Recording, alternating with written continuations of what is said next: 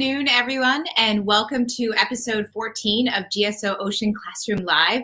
Hello to our audiences that are joining us today from Facebook, YouTube, and Periscope through Twitter. And as always, thank you to the Devereux Ocean Foundation for its generous support in funding today's episode.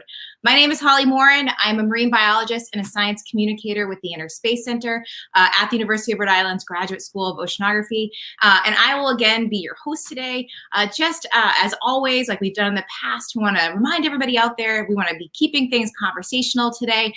So your input and questions are going to be super important to the success of today's program, as they have been in the past. So you can ask questions at any time during today's episode. What you're going to do is just enter in your questions into the chat feature that's underneath the video player on Facebook. Same thing for the YouTube chat feature as well. And then you can ask questions, I believe, I'm not quite sure through Periscope, but if you're watching on either of those platforms, just enter in your questions there and we will get to as many of those today as possible. I'm actually going to kick things off, as I usually do, with a question for all of you out there that are joining us. Where are you all watching from? Let us know where you're checking in from today. What city and state? So type that in there into the chat boxes and we'll get back to your answers in just a moment. While you're typing in those answers, please remember to be following along with URI GSO and the Space Center on YouTube and Facebook so you can stay up to date with these episodes and other programs as well. And if you're watching the replay, fantastic. If you have any questions, you can type in those as well, and we will check in with you later on social media and can get back to those questions. So let's see. Did you all type some answers in for me? Where are you all checking in from today? Let me hear it. I'm from North Kingstown. This is where I'm actually tuning in from. I am not on the big campus right now. I'm from home in North Kingstown, Rhode Island. And I know we have our students that are going to be joining us later that are actually distributed around various Rhode Island points too, or maybe they are actually on campus at URI as well. So today's episode is going to be focusing on the different pathways to a career in ocean science. And we're going to start out right at that undergraduate level. But before we dive into that, we actually just spent a whole three different episodes, a whole series talking about hurricanes. And if you didn't participate or get a chance to see those live events, definitely check out the archives, whether it be through Facebook or you can go on to the GSO website as well for the Ocean Classroom archives there. The Atlantic hurricane season is still happening. We're not quite done with it yet. Which is kind of weird when you think it's November and hurricanes, right? But we actually have Hurricane ET. So remember, we're in the Greek alphabet now. We went past all of those 21 names that the National Hurricane Center usually uses for tropical systems. So ET was formed in the Caribbean Sea, and then it actually made landfall as a Category 4 hurricane with upwards of 140 mile per hour winds. Excuse me, it made landfall in Nicaragua, and it's been battering Central America, Nicaragua, and Honduras. It's kind of been meandering around. It quickly weekend, and it's only a tropical depression right now, but it still has dumped a tremendous amount of rain. So you're talking of upwards of almost 40 inches of rain in some locations. There's been tremendous storm surge as well that impacted the area. So this is actually a very dangerous situation. There's potential for landslides, flash floods. So even though the storm is not a hurricane anymore, it's kind of meandering in the area and is causing a lot of significant damage to that area in Central America. The other tricky part is if we look at the forecast, what the models are showing is actually it's going to emerge back out of Central America into the Caribbean Sea and potentially go across Cuba and then impact Florida, which is very interesting if this does actually happen. And they're not quite sure how it may work. We're talking about very far out into the future when we're talking hurricane scale or time prediction scale. So looking at the weekend, this has actually shifted a little bit where now they have the storm curving to the left there towards the west as it comes across Cuba. So we'll have to keep watching. If you are tuning in from Florida today, definitely make sure you keep track of that and monitor the National Hurricane Center for the most up-to-date information. The one thing to note is that besides it's been a pretty devastating storm, it actually was the 28th named tropical system in the Atlantic hurricane season. So this means now we've tied the number of storms in a single season. So that record was in 2005, the year of Katrina, Rita, etc. So if we have one more storm, we break that record, which will make 2020 even more of a record-breaking season when it comes to hurricanes. So back to today's program now that we've recapped that. Like I said, we're going to be talking about pathways to ocean science careers, and they may not exactly be what you think they all are. I know my pathway, it started out the way I anticipated it, but didn't necessarily what I'm doing now, which is great. Isn't maybe what I thought about 20 some odd years ago, or even longer than that when I first started things back when I was in middle school. So we're going to connect with current undergraduate students. We're going to get a glimpse into their world, some of their experiences, what got them interested in ocean science, and more. So this is a really great opportunity for those of you out there that are interested in doing this type of work to ask your questions in real time and get an understanding of what courses you might want to be taking or other experiences or opportunities you might want to explore. Really quick, let's check in, see where all of you are tuning in from today. We've got a Rhody alumni. How you doing, Michael, out on the Chesapeake? Fantastic. Welcome. Fairfax, Virginia. Hello. Glad to have you all here. Cranston, Rhode Island. We love all the local folks that join us during these broadcasts for sure. Another URI alum, Kansas City. Fantastic. And then Connie Ryan's joining us from Falmouth. That's where I got married. Fabulous. So Rhody's son studying in ocean engineering. Love that. Welcome for joining us today. We love having all of you on board. So I am going to throw this to our undergrads, let them introduce themselves. Marlene, why don't you say hello to our audience here and kick things off? Tell them a little bit about yourself, which university you're at, what year you are, classes, and other things that you're currently involved in. Perfect. As she already said, my name is Marlene Severino. I am currently at University of Rhode Island. I am a junior. I have about a year left. I'm in the Wildlife Conservation Biology program. I hope to go ahead into their accelerated bachelor's to master's program to get into the environmental science and management program that they have over there. I'm currently taking natural conservation, natural resource conservation. I'm also taking a remote sensing course. Taking economics course as well. And there's a third one that I can't really think of right now.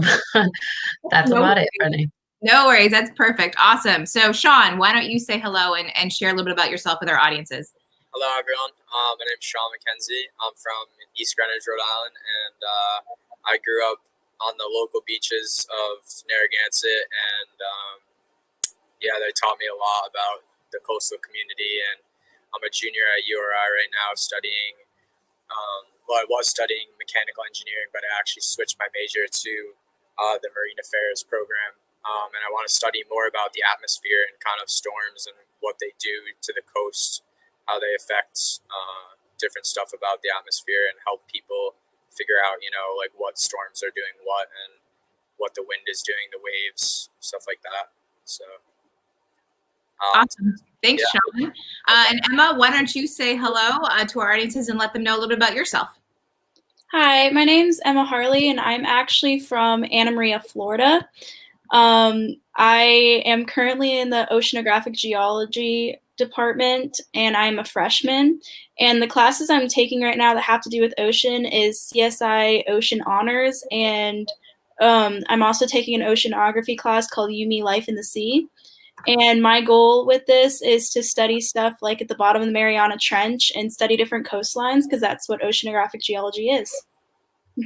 Awesome. Thanks so much. So that is your first glimpse into all of our guests. I love having this full screen here with the three of you. This is great. We want to remind everybody that if you have any questions, to definitely type them in to that chat and comment box at any time, whether it's about their path, their current experiences, past experiences, the different things that we're going to talk about today. Definitely type those in, and we will get to those, as many of those as we can today for sure. So I'm going to start a question for all of you. Sean, where you mentioned you grew up on the beaches of Rhode Island, and you and I are actually not that far apart from each other, where you grew up or from East Greenwich and I'm an NK. What sparked your initial interest in ocean science? Do you remember that moment? Was there something or someone that inspired you to be like, I got to do that? I'm sorry, what? Just in ocean science, what got you interested in wanting to explore the ocean or kind of pursue this career path? Yeah, I honestly think it was more of kind of myself and just my past experiences that I've had with the ocean.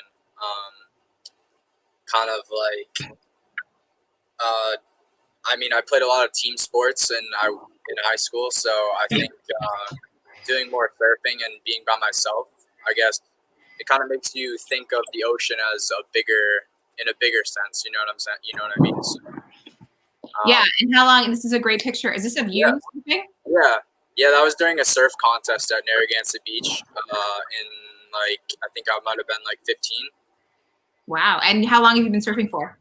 I started when I was 13, and I'm 23 now. So fantastic. 10 years, a decade of surfing. That's awesome. Now, Emma, your inspiration, if I remember correctly, you were always kind of interested in the ocean, especially living in Florida. And I think there was the jellyfish may have sparked your interest early on. So I actually got stung by a sea nettle when I was I think I was probably in first grade, so I was very young. And it just interests me how their planktonic organisms can't swim against currents. So that sparked my interest. And then it wasn't until later on I found out who Eugenie Clark was. And she was the first person to start studying sharks because sharks were extremely misunderstood, and they still are. And she really sparked my interest. And then I ended up working at an aquarium that she actually helped started. So that was really cool. Awesome. That's fantastic. It's kind of crazy where you go from that instance where, okay, you got stung by a nettle, which I've had that. I've actually pulled through a nettle through a net before, and it breaks up and stung all of us that were in the water. Where then you kind of took that as, oh, I'm kind of intrigued by this. It kind of was a bummer that I got stung by it, but I'm intrigued by this. I think that's fascinating. Marlene, what got you interested in ocean science? Honestly, I always had a love for animals in itself. And I think my uncle definitely played a part in me loving the ocean even more. He used to take me fishing on his boat. And it's just like an admiration, it's that thing that it's very mysterious and it can be a little scary, but it intrigues me. It makes me want to learn more. I love that. The unknown, right? That's what draws us in, and that curiosity. I think for me, we've always had with these episodes, we like to talk about the tiny human pictures, right? So Jess, if you want to bring up my tiny human picture, there I am, little Holly Morin in all of her glory. And I laugh because it's black and white, but I was born in 1978 and there was color photos at that point in time. So, but I don't have tiny human pictures of Holly on the water, even though this is what I've been doing, goodness, for the last, I don't even know, a very long time, 25 plus years, I've been steeped in ocean science. But because I like dinosaurs early on, but still that investigative, that unknown thing was still there for me. It was a natural kind of science, even if it was looking at prehistoric animals. And I was out on a middle school whale watching trip, and I saw a humpback whale breach for the first time. And I actually caught it on camera with still like a regular standard film camera, old point and shoot. And that's what I was like, forget dinosaurs. I want to work on living creatures, and this thing this amazing animal that just came out of the water has fascinated me. So I think all of us kind of are in that same essence where we were intrigued by something and wanted to know more. And this is fantastic how you guys are definitely carrying it forward. So in that sense, then, I know, Emma, you mentioned that you then worked at an aquarium, I believe. Was that an internship that you had? What are some of these experiences that you had early on to kind of shape that ocean science path that you're on? So in high school, I both volunteered there, and I was a 4-year intern there. So I did 4 years. So the first year is a lot more, we're educating the public on why marine science is important. And then the next 2 years were a lot more research based. So I actually went out on a boat and did spotted eagle ray tagging. I was educating the public again. And then I also have done shark tagging and beach mapping and everything else.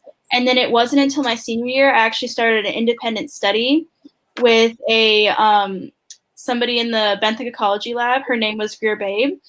And I was able to study clams and how their larvae, which is the planktonic stage, so it's the early stage of their life, is affected with salinity. Awesome. Great. Thank you. I think that's what we were showing. Some of those pictures were actually of your work with those different bivalves in a laboratory setting. So thanks for that. Really quickly, Marlene, only because I know you've had various volunteer or internship experiences too. One of them, you were also at an aquarium where I actually have volunteered as well. So the New England Aquarium. Why don't you share with our audiences a little bit more about that experience? Sure. While I was there, I was actually working with their penguin colony, which was absolutely amazing. you would start off your day basically just selecting their food, putting it aside, making sure that you're getting good fish for them.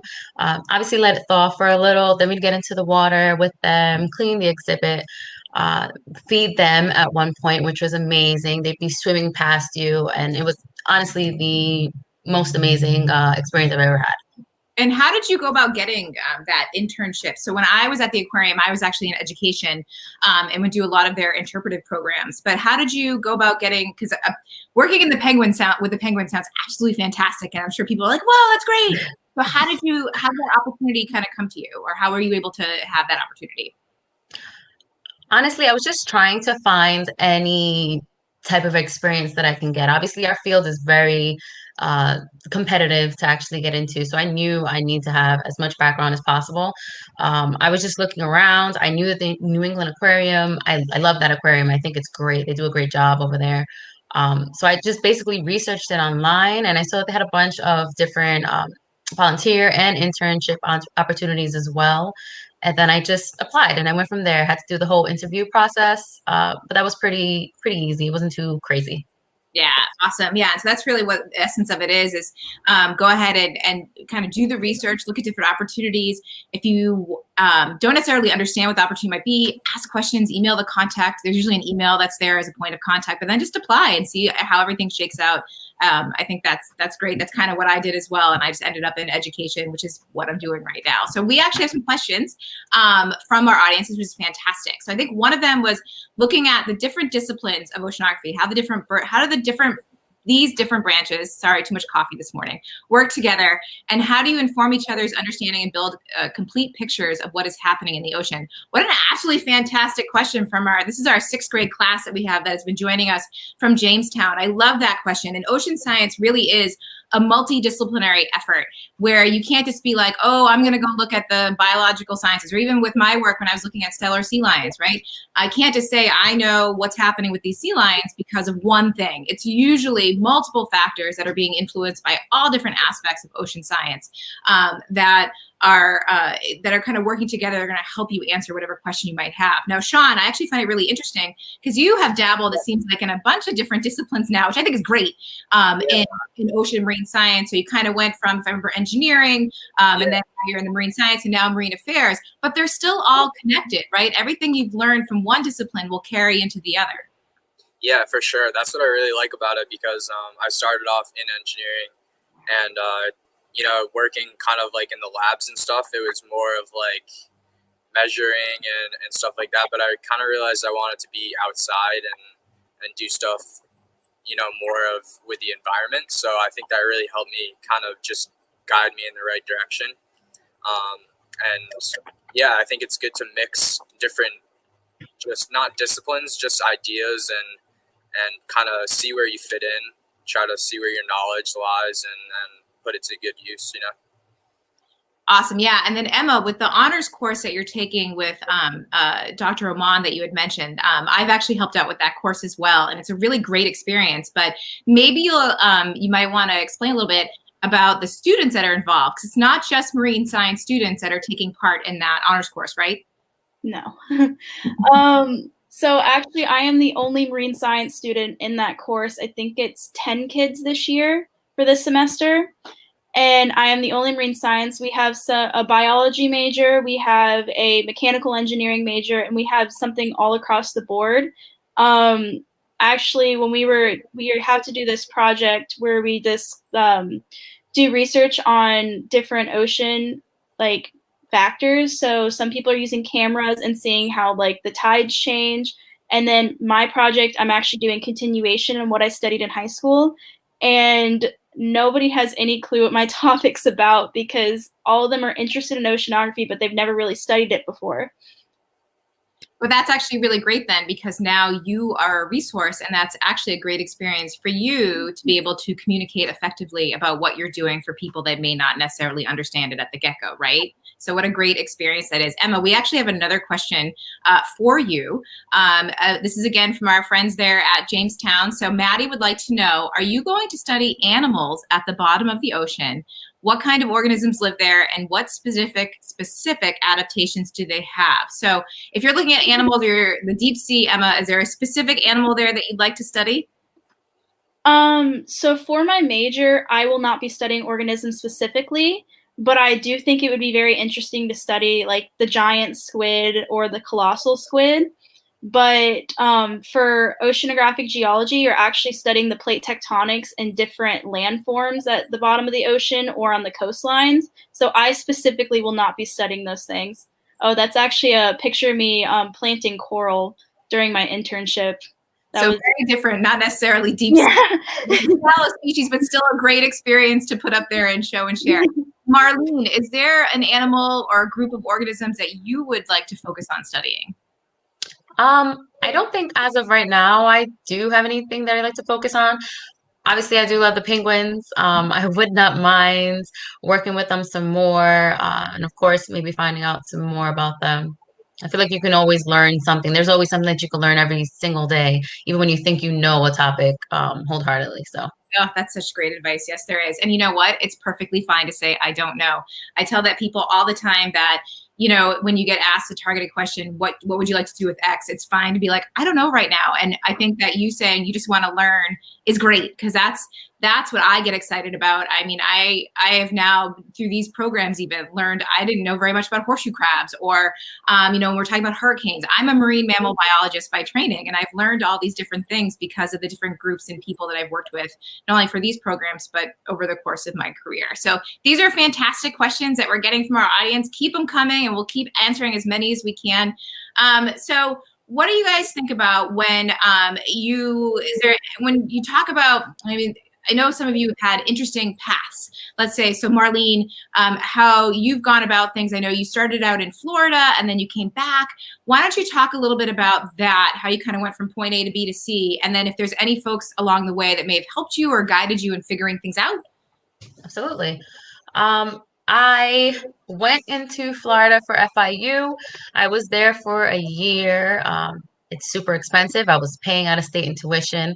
And so I ended up having to come back, unfortunately. However, it was definitely a drawback, but I think if you want something and you have that motivation, you're going to find the way to get back on track and just, you know, start wherever you need to start again. So when I came back, I just went to CCRI, so that way I can finish my associates. And then from there, I transferred into URI. And definitely something that helped me along the way was just having professors that genuinely have an interest in their students and finding out the progress that the student wants to make, and just being there for motivational help. I had for example, in CCRI, I had a sociology professor. She was amazing. I think she was definitely the start of my push in the right direction. And then I also had Zach Carrigan.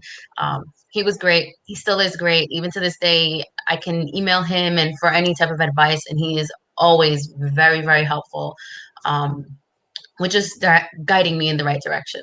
Yeah, shout out to Zach. We've worked with him. He was actually one of the grad students that sailed with us on our Northwest Passage project. He was out with me last year, and Jess, who's running behind the scenes out in the Arctic. And I agree, he is a wonderful resource and a great support and just an overall fantastic human. But we have another question for you, Marlene, about your volunteer experience at the Newland Aquarium. So when working with the penguins, hi Colleen, great question, or other marine animals, can you get in the water with them, or was it dangerous? Do you just work with them on the shore, on the dock, on the platform? So it sounds like you were actually in the water, though, with the penguins. Yes, I was with them. Of course, they don't want you to like give them much attention or touch them or anything like that, because you still want them to, you know, behave as a wild animal. The only thing that I would say was slightly dangerous is depending on where you were. So like there were 3 different species that we worked with. They had a little blue, these southern rockhoppers, and African penguins. The African penguins, their water was pretty deep. So it would get to the point where you are basically face to face with them. And, you know, their beaks are really long and super sharp. So you just want to be careful with their beaks, basically, to make sure you don't get poked, especially when you came in with the food, because that's when they would get super excited. And sometimes they'd even steal the fish. They were very, very smart species, let me tell you. Oh yeah, especially food is, I think, is a fantastic motivator for anybody. Absolutely. Right? Yeah. I have a question. This is a great question that's come up that I'm going to throw out to all of you, actually. Michael is actually curious if you are all scuba certified, and he got certified when he was at URI. Fantastic. I am scuba certified, but it has been a very long time since I've actually gone scuba diving. Are you all, why don't we start? Sean, are you, you're a surfer, but are you scuba certified? Yeah, I actually caught an interest from a guy named Alex Gray. He is a surfer, and he used to go on these like boat trips that were like surf and dive. So I got really interested in that, and that actually sparked my interest in marine life and coral reefs and stuff like that. So yeah, I got my certification, I believe, last summer. Awesome. And then Emma, are you scuba certified? I am scuba certified. I'm actually working on my scuba masters right now. Very nice. I didn't even know. So what is a scuba masters then?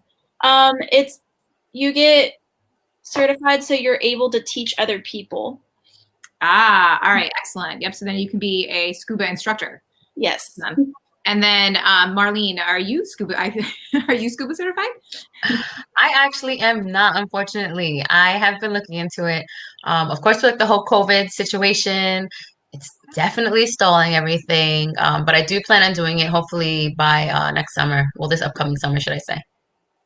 Awesome. Yeah. And like I said, I was certified when, so I did my undergraduate degree at the University of New Hampshire, and I think I was certified. Yep. I was certified before. So I actually had a study abroad experience, which is something we haven't really touched upon yet, but I went to Australia for school my junior year. And so I was certified before that. And it has been since I was in Australia, which was in 1999, since I have really gone scuba diving. But the beauty of it is once you're certified, you go take refresher courses, although I would probably get recertified at this point in time if I were to start diving again. But my species that I was working with, where my area of research for my grad work was in Alaska in the winter. So I had no desire to get dry suit certified and go scuba diving at that point in time. But I will note that a study abroad experience is something that I really encourage folks to take advantage of. I know, Sean, that's something you're interested in looking at, right? You'd like to either go to Hawaii or where else? What are you looking at? Yeah, I was thinking about doing like a kind of just international student exchange, I believe it was called. So Hawaii or California. Yeah, so even if you can't go fully abroad to another country, I always tell folks, interested students this, that even just leaving your state, even Marlene, when you went to Florida, or Emma, you as well, that you've come up to Rhode Island, that is great, just a change of scenery. I will say for me, when I went to James Cook University in Australia, and it was a pretty fantastic experience, and I did go diving, but Jess, if you want to bring up some of the pictures from the site that we visited, one of the best memories I have, this was when we went out into the outback and we were doing a survey of vertebrate fauna. That was the class I took, and we were actually out camping, and it had nothing to do with ocean science, but still was, biology or environmental studies. And we were surveying for different animals. We were looking for birds, snakes. My group, every time we were supposed to be looking for birds, we would find snakes, and we were looking for snakes, we would find birds. But it was a fantastic experience. These are actually wallabies. That's on campus. So you may have squirrels or chipmunks. We had wallabies and kookaburras, just like the song is. We had those on campus all the time. And it was just a great experience. A lot of those, all the friends that I actually made at school, they are my best friends now. And it was just a fantastic, just a change of pace. It was hard, I will openly admit that. But after about a week and telling my mom I wanted to come home, I was pretty good to go and stayed there for 6 months. So I think we are coming close to our 12:30 hour. So I have another really good question that's come up before we start to wrap things up for all of you. Folks that might be landlocked, that don't have access to the ocean. We're kind of spoiled here in Rhode Island and even down in Florida. So this is I'm going to apologize if I have butchered your name. I apologize in advance. So it looks like they are on the East Coast for a fellowship and teach STEM in Colorado. So this individual is interested in what message you may send to students about the importance of studying the ocean, or encouragement you can give to students who are interested, but the ocean's not necessarily there. They don't have a coastline. Maybe they're landlocked. Do you guys have any advice for those types of students? What do you think? Who wants to kick this one off? Jump in. I'm going to let you guys jump in. All right, Marlene. I will definitely do it. I'm from the city. I grew up in the city. You know what? It's not like I had the beach in the backyard. Just try to get out to areas where there is a beach if you can, and if you can't, then do things online. Try to get into research online. When I did the global footprint at FIU, that was research that was online. I didn't have to go anywhere. It was my laptop. They would just send me the videos to go ahead and just look at. So just try to find whatever sources you have, even if it's not having to go physically to the ocean. Yeah, and Emma and Sean, do you guys have anything to add to that? Yeah, I would say just stay like motivated about it. If it sparks your interest, then you can, just keep that motivation, and that'll, travel on towards something better. I think that's good. Yeah, awesome. Emma? Just make sure you're interested before you fully commit to going to a place at the beach, because Colorado is kind of, my sister actually goes to Boulder, so it's kind of right in the dead center of the United States.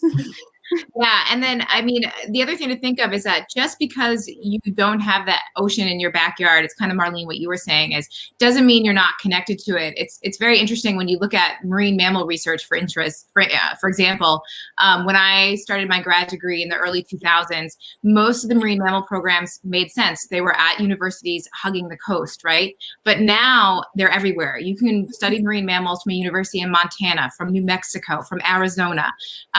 Basically, anywhere with a biology or a wildlife program, you can do this type of research. So I think that's really a testament to how far-reaching ocean science is, and that you don't have to be at that location to be studying it or be interested in it. My graduate work was in Alaska, but I put satellite tags on sea lions, and then that was it. I went back to Texas where it was a lot warmer, and they just emailed me their information from the transmitters they had on them. So it's a great statement, or it's just how broad ocean science can be and how far its reach can be without you having to be there. So great. You guys are offering such fantastic insight that I really appreciate today. And I know we're kind of hitting that 12:30 hour, which is when we start to wrap things up for our program for today. Thank you to everybody who joined us. There were some really great questions, and hopefully you learned a little bit now about the pathway to ocean science careers and what these students that we had joining us today, some of the things that they're doing and experiences that they've had. And maybe it sparked interest for you if you weren't necessarily thinking about ocean science as well. We always like to round out our classroom episodes with some homework. So I'm actually going to throw it to our undergrads here. I'm not going to give you guys homework, I promise. But what do you think? And we kind of were just chatting about this. So in general, do you have any advice for aspiring students? What steps could folks that are maybe thinking about taking that dive into ocean science, what steps should they take? Or if they're already kind of pursuing it, what type of suggestions do you have for folks to push things forward? So Marlene, I see you there at the top of the screen, so I'm going to throw it to you first for any suggestions. Do your research. If you want it bad enough, you'll look into it as much as you can, and definitely network.